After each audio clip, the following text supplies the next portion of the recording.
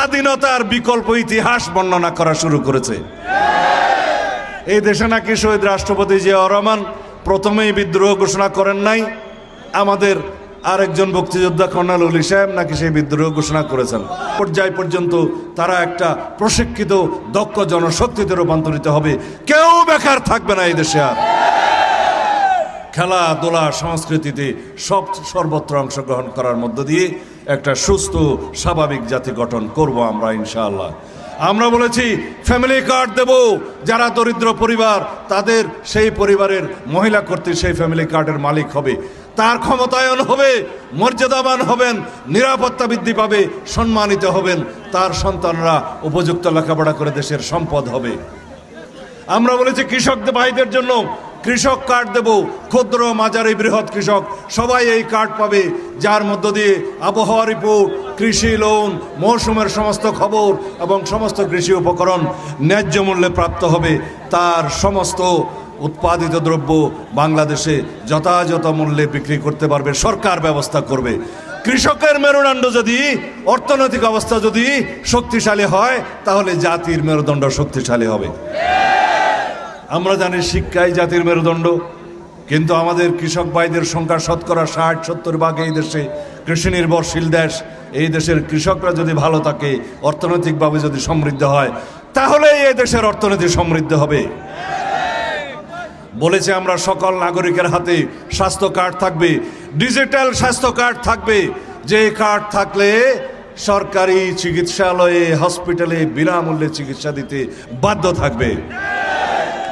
এবং এই কার্ড থাকলে যে কোনো নাগরিক যারা অর্থনৈতিকভাবে দুর্বল, উন্নত চিকিৎসা পায় না, অথচ জরুরি আমার গরিব মা বোনেরা, আমার ভাইয়েরা, কৃষক শ্রমিক দিনমজুরেরা, তারা উন্নত চিকিৎসা পাবে বেসরকারি হাসপাতালে, সরকারি খরচায়, সরকারি ব্যবস্থাপনায়।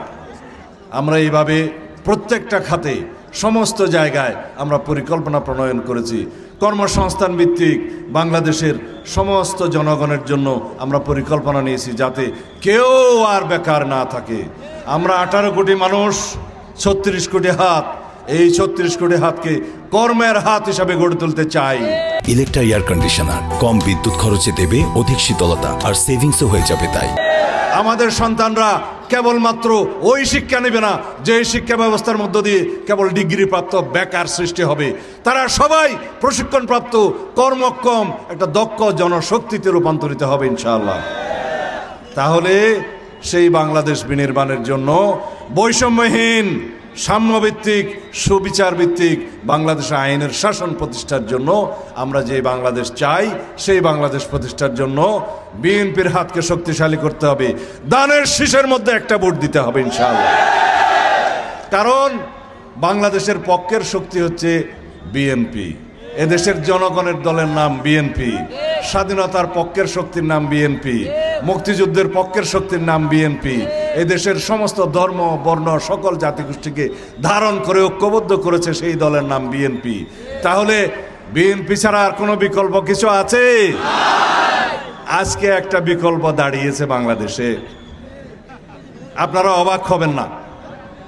স্বাধীনতার বিকল্প ইতিহাস বর্ণনা করা শুরু করেছে।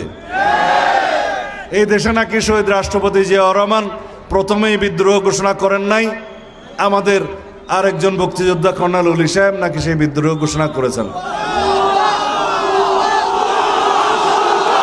কে বলছে? আস্তে আস্তে কে বলেছে? বাংলাদেশ জামাত ইসলামের আমির সাহেব, সম্মানিত আমির সাহেব। আস্তে আস্তে আস্তে প্লিজ আমাকে শেষ করতে দাও, আমাকে শেষ করতে দাও।